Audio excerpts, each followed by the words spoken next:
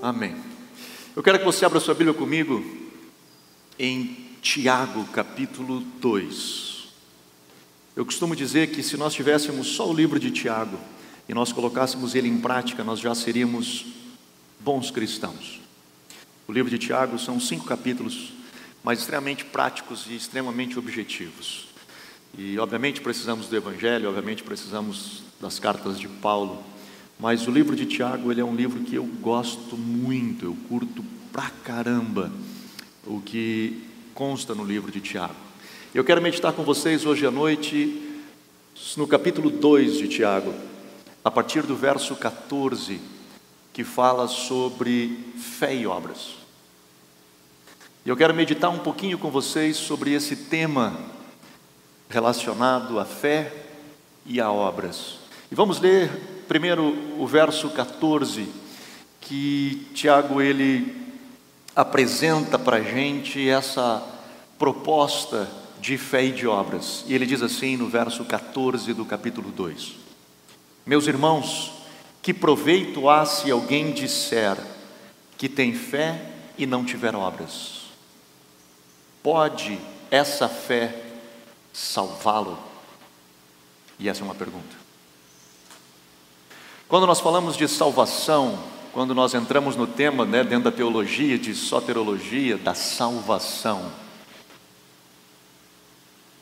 nós começamos a questionar quem é salvo. Quem são as pessoas que de fato são salvas? A fé salva somente? Ou eu posso ser salvo por obras? As obras que eu faço me salvam? Ou não, é somente a fé que me traz a salvação?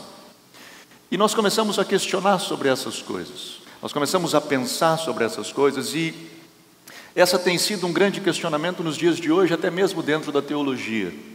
Porque obviamente nós vemos as cartas de Paulo em Efésios capítulo 2, principalmente quando ele diz o seguinte, que ninguém é salvo por obras. Porque a salvação, ela é um dom gratuito de Deus, ela é pela fé, é graça de Deus. Não é por obras para que ninguém venha se orgulhar disso, para dizer eu venci. Ele é totalmente graça de Deus. Mas então por que dessa pergunta de Tiago? Alguém pode ser salvo só pela fé?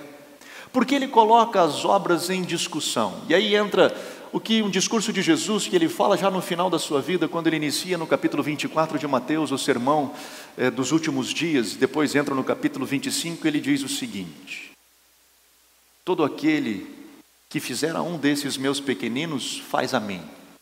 Porque você foste na prisão e foste me visitar quando eu estive na prisão, foste me visitar quando eu estava com fome, me deste de comer, quando eu estava com frio, me vestiste, e vocês dirão, Senhor, quando eu fiz essas coisas, eu não lembro de ter feito isso para ti. E Jesus diz, bom, todas as vezes que fizeste a um desses pequeninos, você fez a mim. Então isso significa de que se eu fizer coisas boas e boas obras, eu tenho a salvação.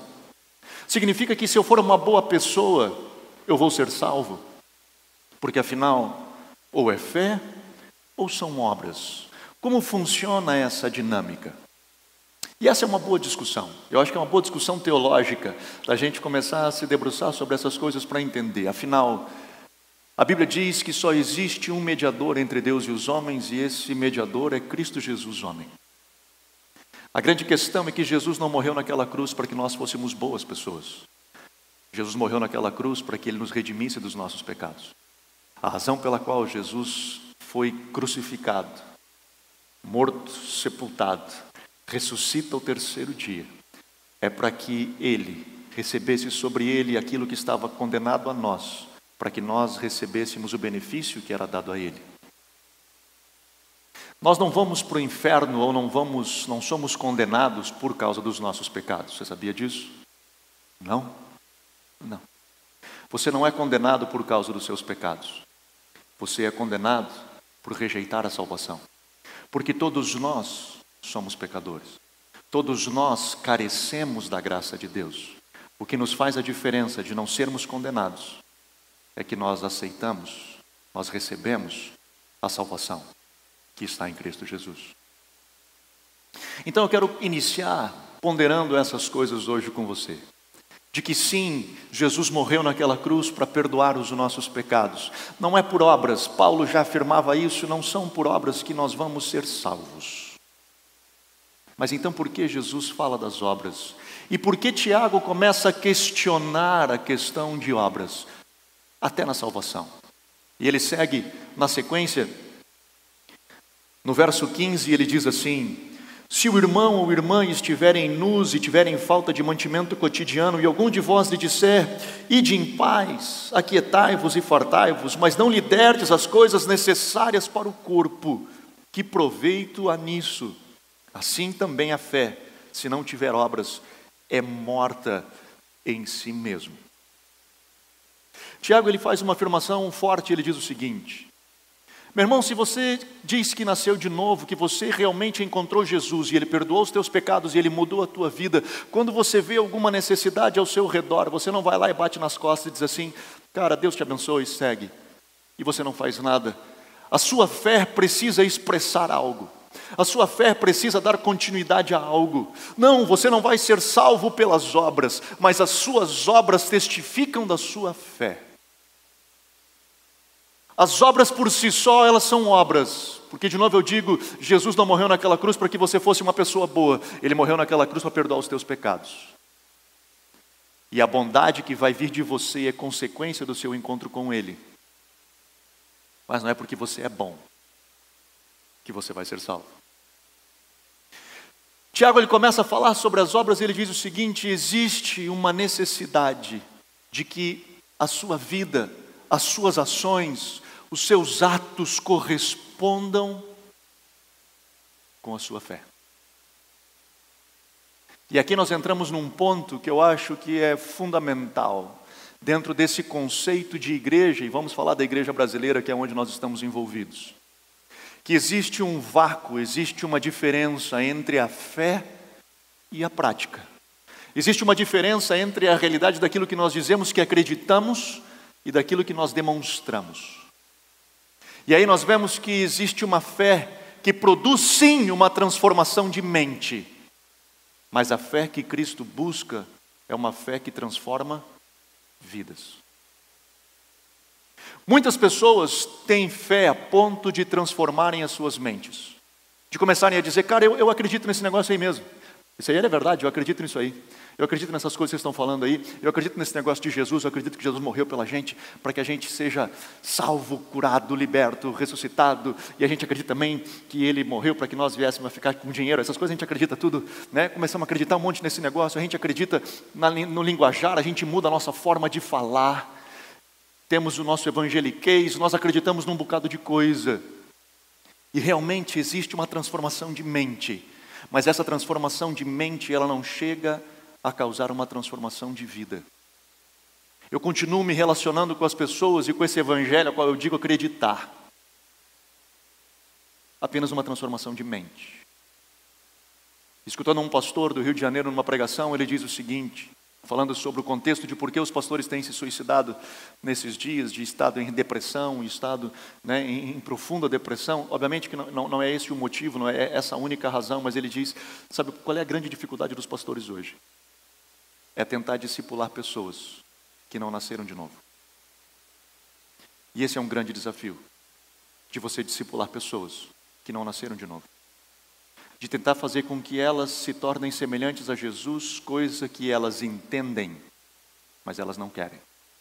Eu estava lendo uma reportagem essa semana, e no site do UOL, eu até trouxe para você. Se eu enxergar. É brabo isso, cara. A manchete da notícia na Folha de São Paulo diz o seguinte, reportagem do dia 12 desse mês de dezembro. Presta atenção na chamada.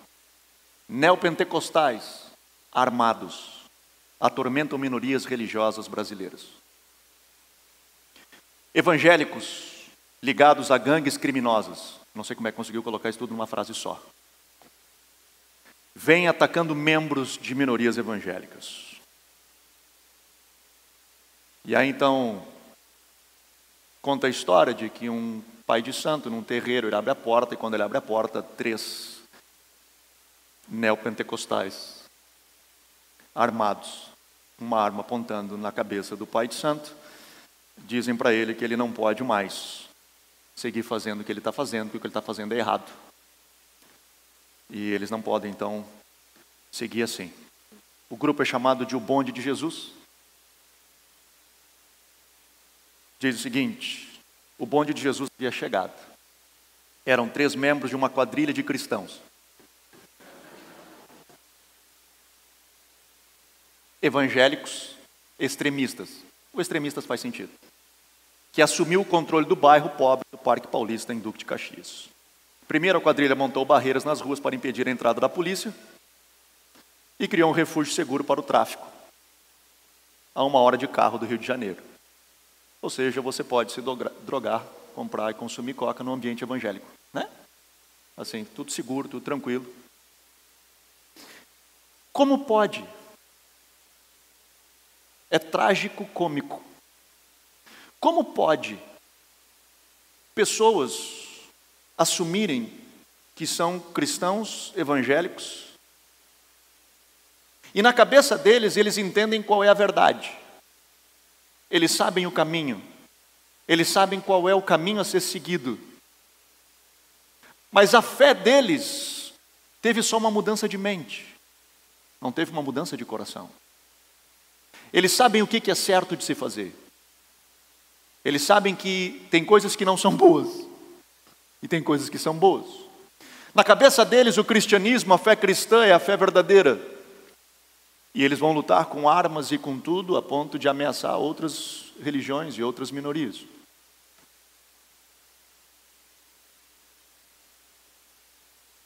Para nós, quando nós lemos uma coisa dessa, parece que não faz sentido. A manchete do jornal não faz sentido. Só que esse é num nível maior. A minha grande questão e meu problema é que esse é fácil da gente identificar quando tem problema, né? A grande questão é como isso tem acontecido no nosso cotidiano, na nossa realidade de vida, de igreja, de caminhada, de jornada de fé. O quanto da fé que nós professamos ter, de fato tem mudado ou a nossa mente, ou realmente mudado o nosso coração. O quão difícil é para nós, líderes, sentarmos com pessoas e dizermos: mano, você está se dando conta de que esse caminho que você está seguindo não é bom para você, e não é nem sou eu que estou dizendo, é a Bíblia que está dizendo, é Deus quem diz. Mas os convencê-los de que o caminho que eles estão tomando é um caminho ruim, é muito difícil. Porque são pessoas que tiveram fé para uma mudança de mente. De dizer: não, eu não quero ir para o inferno, eu quero estar na igreja. Eu quero estar no meio dessa galera, é muito bom estar no meio dessa galera. Mas a fé não foi suficiente para mudar a sua vida. Tiago, ele continua dizendo, e ele fala o seguinte: mas alguém dirá: tu tens fé e eu tenho obras. Mostra-me a tua fé sem as tuas obras, e eu te mostrarei a minha fé pelas minhas obras.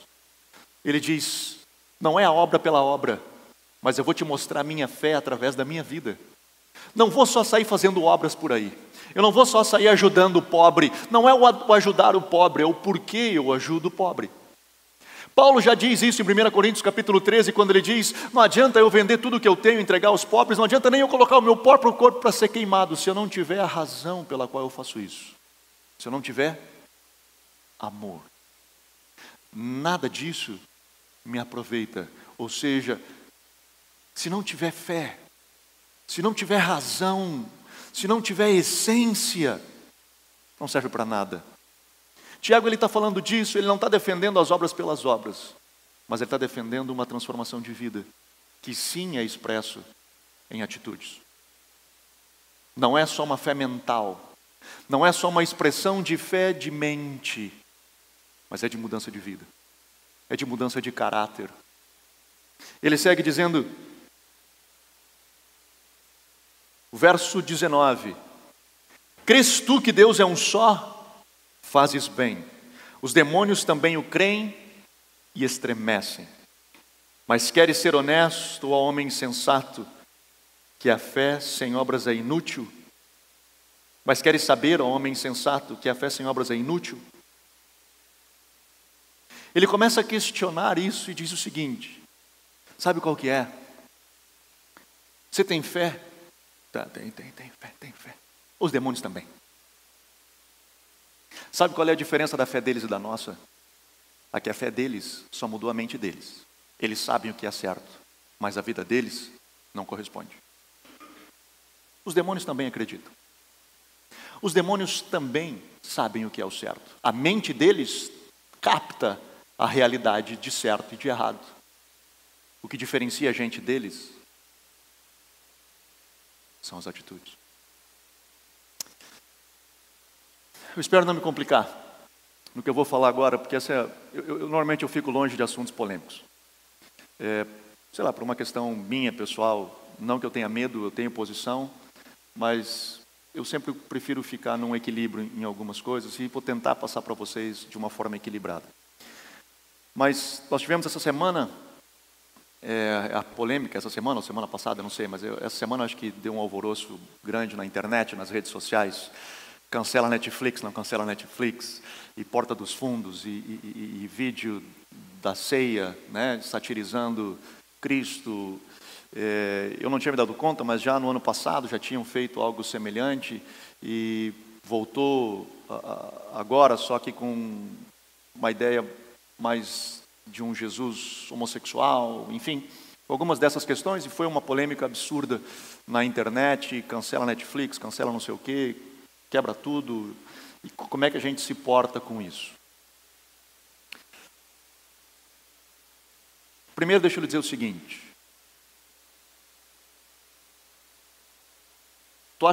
Anderson, tu acha que esses caras erraram a mão do Porta dos Fundos? Muito. Eles não erraram pouco, eles erraram muito, muito. Mas muito. Pensa comigo só, se fosse o contrário, se fosse uma igreja evangélica, ou qualquer grupo que fizesse a mesma coisa, ou o contrário, satirizando o movimento LGBT, ou uma outra minoria, ou qualquer uma das pessoas que hoje são defendidas dentro do politicamente correto. Eu acho que eles se passaram demais. Eu acho que eles foram além e me deu nojo. Eu não assisti nenhum trailer, eu só li algumas coisas do que falava e já me deu nojo de tudo aquilo. Aí nós vemos alguns pastores criticando, outros defendendo, e alguns dizendo assim, até evangélicos dizendo: por que vocês não se preocupam com as pregações dentro das igrejas, que também tem um monte de heresia dentro das igrejas? Eu acho que a igreja evangélica tem se preocupado com isso. Eu faço parte de movimentos em defesa do evangelho, buscando voltar à essência do evangelho. Eu acho que a igreja tem se preocupado com isso. Mas Jesus não está se importando com esse troço. Cara, eu não sei se ele está se importando com esse troço. Não sei mesmo. Mas eu sei que me ofendeu a minha fé, ofendeu aquilo que eu acredito, e é uma questão de respeito. O próprio Jesus já diz: se você não quer que façam para você, não faz para o outro. Não faz para o outro aquilo que você não quer receber. Então, eu não gostaria disso, eu acho que foi demais. Eu optei na minha vida, e eu assistia, não sempre, mas eu assistia algumas coisas do Porta dos Fundos. Alguns são uns vídeos mais pesados, mas outros são engraçados. E eu optei por não consumir mais. Eu digo, cara, eu prefiro então não estar mais envolvido com pessoas que pensam: você é livre para fazer o que você quiser. Eu não vou me envolver, não vou sair na rua queimando placa da Porta dos Fundos, nada disso, cara. Não vou me envolver nesse troço. Não quero saber. Vocês são livres para vocês fazerem o que vocês quiserem, mas eu, Anderson, prefiro não compactuar e não consumir produto e não alimentar vocês para que vocês continuem fazendo isso, não com o meu dinheiro, pelo menos, né? Não com os meus views ou qualquer coisa que possa aparecer. Foi uma opção minha. Então eu quero deixar bem claro que sim, cara, eu repudio e acho que não erraram a mão e erraram feio. Eu acho que a arte não é por aí, eu acho que nem a crítica pode ser por aí. Eu não consigo ver, eu posso ser ignorante, posso ser tosco, mas eu não consigo ver arte nisso, eu não consigo ver expressão disso, não consigo. Para mim é muito difícil ver expressão nisso. Por outro lado, eu quero pensar num negócio. E eu quero que você me entenda. Eu disse tudo isso para você me entendendo onde eu quero chegar. A crítica deles, honestamente, não foi com Jesus nem com Deus, porque a maioria deles é ateu, eles não acreditam que esses caras existam. A crítica deles foi com a igreja. A crítica deles, eles estavam batendo não é em Deus, eles estavam batendo na igreja. E sabe qual é a razão pela qual eles estavam batendo na igreja? Porque existe um vácuo absurdo entre o que a igreja diz com o que a igreja faz. E eles estavam satirizando e ironizando a hipocrisia da igreja.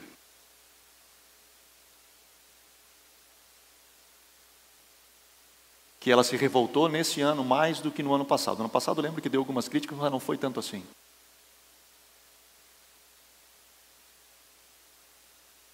Porque de fato nós, igreja evangélica,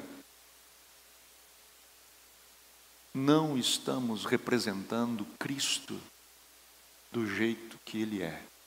Mas Anderson, preste atenção, vai ter perseguição religiosa. Jesus foi perseguido, Jesus foi rejeitado, Jesus foi vilipendiado, vituperado. Ele sofreu todas as dificuldades, é verdade, e Ele nos avisou que nós passaríamos as mesmas coisas. E meu irmão, eu não tenho problema de passar pela perseguição, mas eu quero ser perseguido por amar demais. Eu quero ser perseguido por me devotar ao próximo demais. Eu quero ser perseguido por me firmar na verdade e lutar pela verdade demais. Eu não quero ser perseguido porque eu sou odiado, ou porque eu odeio as pessoas. Eu não quero ser perseguido porque eu sou hipócrita. Eu não quero ser perseguido porque a minha vida não condiz com o meu discurso. Nisso não é perseguição. A igreja, ela precisa acordar. Ela precisa viver um tempo onde de fato ela permita que a palavra que vem ao nosso coração nos transforme. Eu preciso me permitir ser trabalhado por ela. Eu falava algumas pregações, várias pregações atrás, que o grande problema da igreja é quando ela começou a ler a Bíblia. Aí você vai dizer assim, Anderson, você está maluco, velho? Digo, não, é verdade. O grande problema é quando a igreja passou a ler a Bíblia. Deus nunca quis que nós lêssemos a Bíblia. Todas as vezes, mas não foi Lutero que nos deu a Bíblia, não. Lutero, ele nos deu acesso à Bíblia. Ele não tinha ideia de que nós lêssemos a Bíblia. A intenção de Deus sempre foi que a Bíblia nos lesse. A intenção de Deus sempre foi que nós nos colocássemos, como o próprio Paulo diz, diante de um espelho, e a Bíblia mostrasse para nós aonde nós temos os problemas. A grande questão é que nós pegamos a Bíblia e nós dizemos para a Bíblia o que nós queremos. Vou dizer de novo, para que você não entenda errado. Não é que você não deve de ler a Bíblia. Nós brigamos bastante com as pessoas para lerem a Bíblia. O que eu quero é quando você parar diante dela e abrir aquela palavra. Permita que ela fale com você e não fale você a ela. Não diga para ela o que você gosta e o que você não gosta. É ela que vai dizer para você o que ela gosta de você e o que ela não gosta em você. É ela quem vai dizer para você, cara, aqui está mal, aqui está sujo, aqui tem problema. Não é eu que digo, não, essa parte eu não quero. Essa parte é boa. Essa parte eu jogo para lá, essa parte eu puxo para cá. É como um espelho. Lembra no tabernáculo? Havia antes de entrar no Santo dos Santos, a bacia de bronze, onde o sacerdote se lavava. Nós somos lavados, Paulo fala em Efésios capítulo 5, por meio da lavagem de água, que é a palavra de Deus. Eu me parava no espelho, ali estava aquela bacia de bronze, que era um espelho da época. Eu me olhava e eu me enxergava. Não era eu quem dizia para a bacia onde eu tinha que me lavar, é a bacia que dizia para mim aonde estava sujo. E Deus, naquele lugar, já provia a água para que eu fosse transformado, para que eu fosse limpo. É a mesma coisa na palavra. Ela nos diz aonde eu tenho as dificuldades e ela já provê a solução para o meu pecado. Ela já provê a solução para a minha dificuldade de caráter. Ela já provê a solução para o meu egoísmo, para o meu egocentrismo, para a minha vida centrada em mim mesmo, sem conseguir olhar para o lado, sem que a minha fé de fato seja transformada em atitudes. A Bíblia ela já me provê todas essas coisas. A solução para essa caminhada. E ele segue dizendo, Tiago, não foi pelas obras que o nosso pai Abraão foi justificado quando ofereceu sobre o altar o seu filho Isaque? Essa é uma boa pergunta. Tiago diz, não foi por obras que Abraão foi justificado? A gente vai dizer, claro que não. Foi pela fé, ele é o pai da fé. Ele foi justificado pela fé.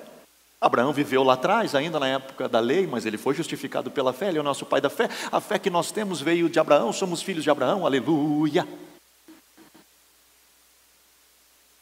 Tiago diz, não foi por obras. E por que ele diz isso? Porque sim, Abraão foi o pai da fé. Ele tinha fé de que Deus daria para ele uma descendência. Deus falou com ele, ele creu e creu contra a esperança. Mas o que testificou a fé de Abraão, o que deu o selo de fé, foi ele pegar o filho, colocar no altar de sacrifício, pegar um cutelo e ir matá-lo. Foi as ações de Abraão que testificaram da sua fé. Foi uma fé que produziu algo. Não foi uma fé cerebral, mental.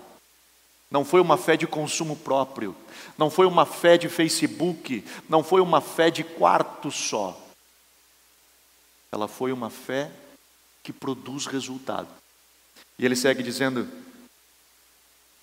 verso 22, vês que a fé cooperou com as obras. E pelas obras a fé foi aperfeiçoada. Foi pela atitude dele que a sua fé foi aperfeiçoada. Eu lembrei de uma história, e é uma história, uma história, de 3 homens que estavam num deserto, caminhando num deserto, loucos de sede. E de longe eles avistam um oásis. E quando eles avistam um oásis, já saem correndo em direção ao oásis. E eles chegam lá naquele oásis louco para procurar aquela cachoeira de água, com riacho, com tudo, e não tem.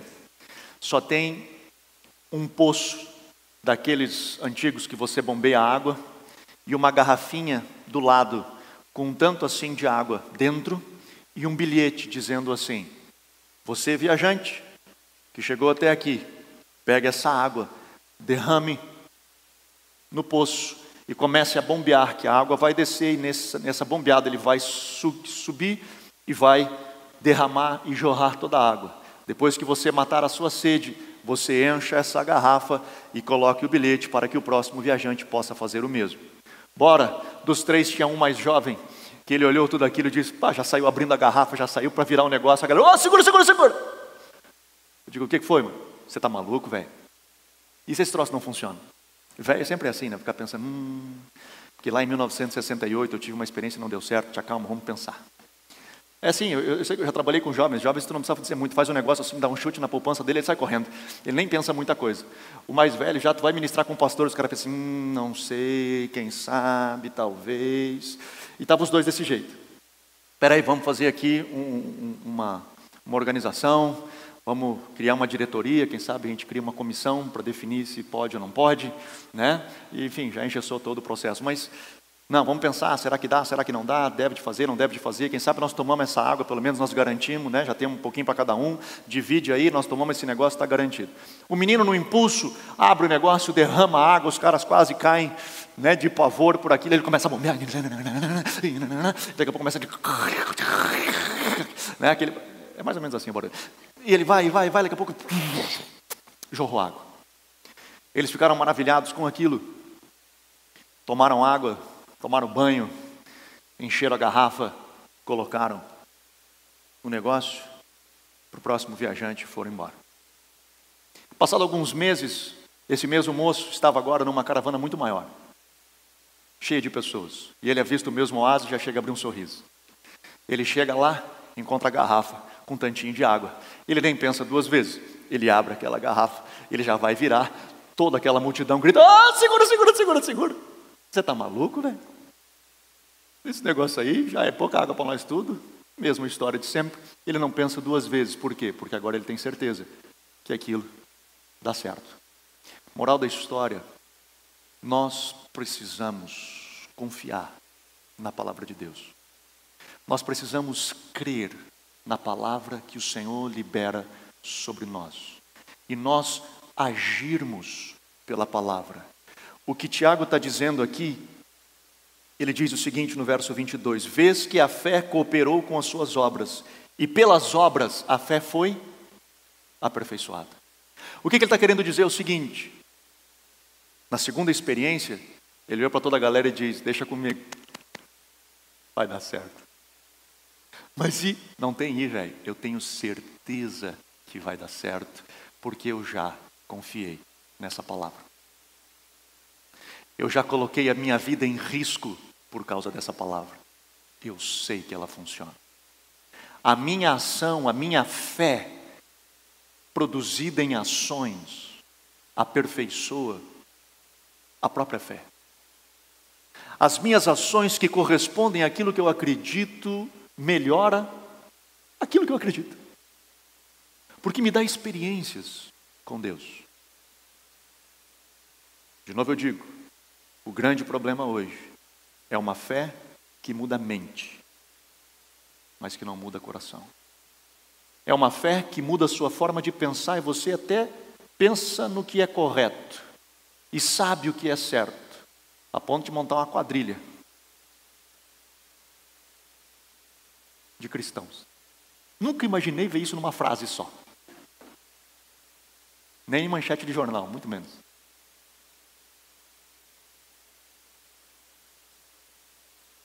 Aí depois eu descobri outra. Tem uma outra reportagem, isso é de mais tempo, é de março desse ano. Os ladrões que roubavam e depois agradecer a Deus na igreja evangélica. Né? Roubavam o celular numa joia, foram presos na igreja. Né?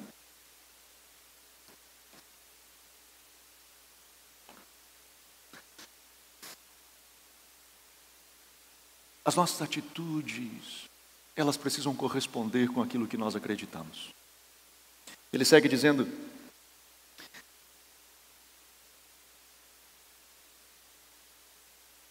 verso 23, e se cumpriu a escritura que diz, Abraão creu em Deus, e isso lhe foi imputado por justiça.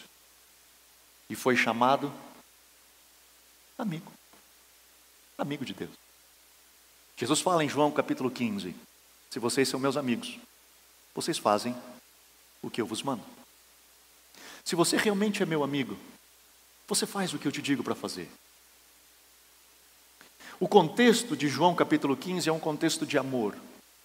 Mas nesse contexto de amor, ele diz, cara, se você realmente me ama, quando você ouve o que eu tenho para te dizer, você presta atenção e diz, cara, bora lá, vamos lá. Tô nessa, mano, conta comigo, vamos caminhar nesse negócio aí. Já era, é nós. Tamo junto. Porque eu vi, cara, e eu te amo, e aquilo que tu tem para me falar é importante, então eu não vou ficar discutindo com o meu ego, com o meu coração, do que eu acho certo, o que eu acho errado, o que importa é o que tu acha, e o que tu acha é importante para mim. E pronto. E acabou. E já era. Mas a gente tenta achar uma solução, vai encaixar, que fique com um ar de evangélico, para não pesar na consciência. Lembrei agora de um negócio, não sei porque eu lembrei disso, mas... Um dia veio um rapaz conversar comigo e disse, pastor, preciso falar contigo. Eu digo, fala, mano. Estou empreendendo, estou abrindo um negócio, eu queria conversar contigo. Eu digo, que massa, mano, que legal, velho. É sempre bom ter um bom negócio, o seu negócio próprio. Ele diz, então, eu estou abrindo aí uma casa de caça-níquel.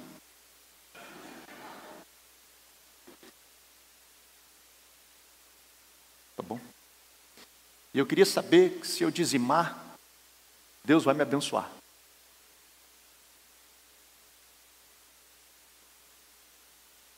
É mais ou menos uma oração assim, Jesus abençoa o meu pecado. Sabe como é que é? É um negócio engraçado isso, mas é mais ou menos por aí assim, Jesus abençoa o meu pecado, eu vou dar o dízimo do negócio. Eu respirei, cara, e eu falei para ele assim, mano, deixa eu te explicar um negócio. Tu quer saber se o dinheiro que tu vai dar para a igreja vai abençoar a igreja? Muito. Muito, muito, cara. Que o dinheiro vai cair na igreja, vai ser de grande utilidade. Agora, se Deus vai te abençoar, velho, por que tu tá fazendo esse negócio, mano? Torce para ser preso logo, né? Para ficar guardadinho em cana, para não tomar um tiro na cabeça, moleque. Você tá louco, velho? Eu vou orar para que Deus te abençoe realmente, para que dê uma semana e te prendam. Antes que tu comece a criar um monte de gente endividada que queira te matar. Mas na cabeça do maluco, ele estava tentando achar uma forma de justificar as suas ações. Segue.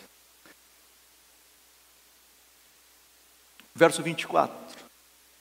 Vedes então que o homem é justificado pelas obras e não somente pela fé. Opa, então eu posso ser justificado só pelas obras? Não. Ele diz, não é só obras, ou não é só fé. É uma fé que produz algo.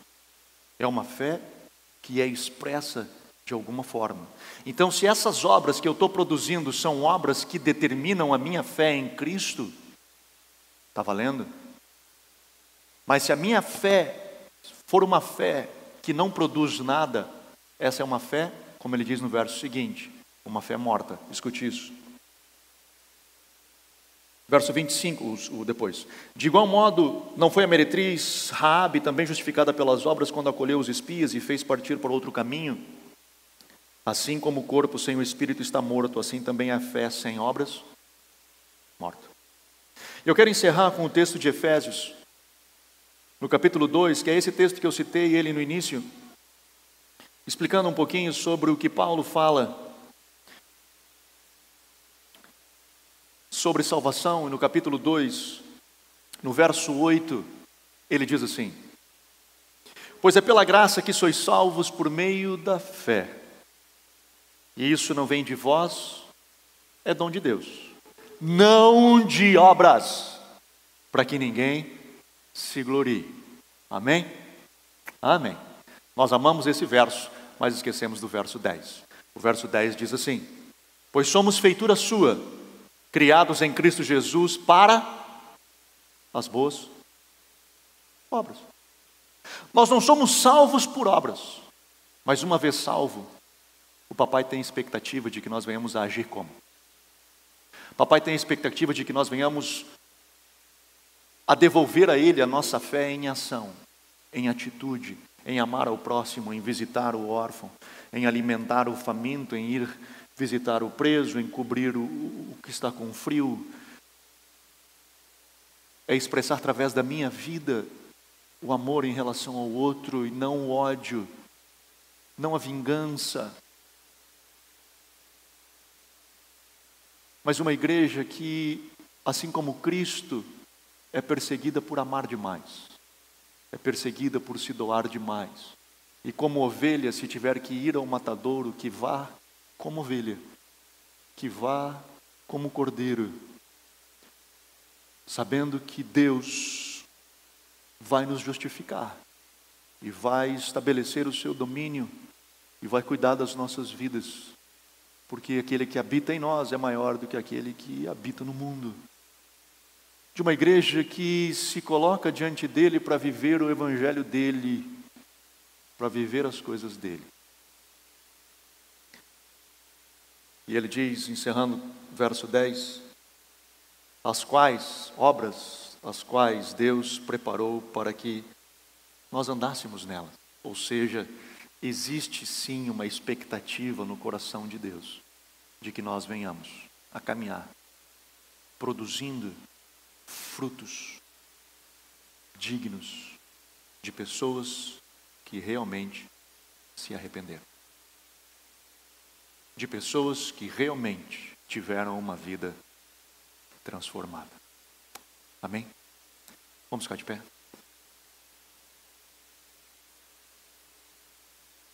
Feche teus olhos. Permita que o Senhor fale ao seu coração. Ministre ao seu coração, expressando o coração dele para você, expressando o coração dele na sua vida. Espírito Santo, vem e fala conosco nessa noite. Ministra, Senhor, as nossas vidas.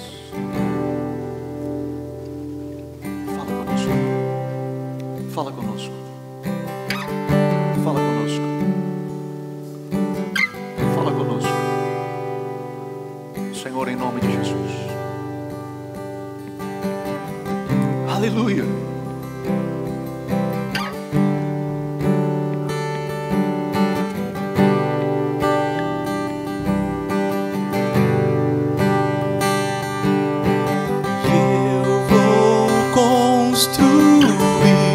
Minha vida em ti, tu és meu fundamento, e eu vou confiar somente em ti, não vou ser abalado, que eu vou construir minha vida em ti. Tu és meu fundamento, que eu vou confiar somente em ti, não vou ser abalado. Santo, és incomparável, és inigualável. Abre os meus olhos, Senhor, mostra quem tu és e enche o meu coração do amor que faz mudar o mundo. Santo, és incomparável, és inigualável.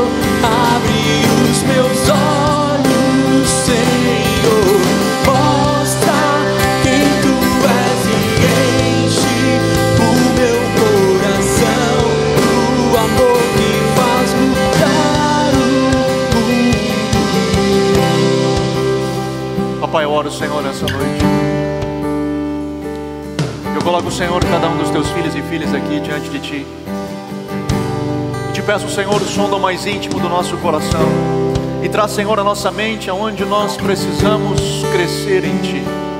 Aonde, Senhor, tem áreas da nossa vida que nós não conseguimos entregar a ti, não permitimos que a tua palavra nos lave, e não permitimos que a tua palavra nos transforme, e não permitimos, Senhor, que a tua palavra fale conosco nessa área. Senhor, eu oro, Pai, nessa noite, vem sobre nós como igreja e ministra-nos, instrui-nos, edifica-nos, Papai. Nós precisamos crescer em ti. Senhor, que nós não venhamos arrumar desculpas para o nosso pecado, mas que possamos, Senhor, ser confrontados pela tua palavra e sermos transformados por ti.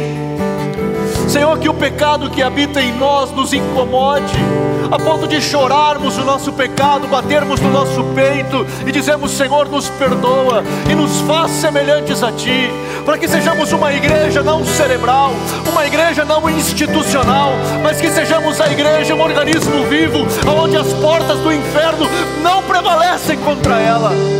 Uma igreja, Senhor, que vive a realidade de reino. Uma igreja, Senhor, que tem a essência de Cristo. Senhor, transforma-nos, transforma-nos, transforma-nos. Sim, Senhor, se tivermos que ser perseguidos, que sejamos, mas que sejamos, Senhor, por firmarmos na verdade, por amarmos a verdade. Que sejamos perseguidos por amarmos demais, que sejamos perseguidos, Senhor, por fazermos o bem ao próximo demais.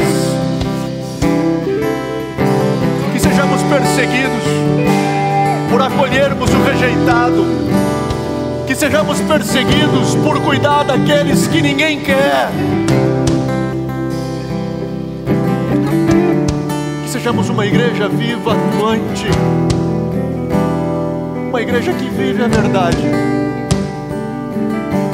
de uma fé viva e eficaz. Eu te peço, Senhor, abençoa-nos, transforma-nos, Senhor, como igreja local, como CTF. Senhor, eu te peço, abençoa-nos e permita que nós venhamos a viver essa realidade de reino, na essência, Senhor, da tua palavra. Eu te peço, Papai, em nome de Jesus, em nome de Jesus, em nome de Jesus. Aleluia.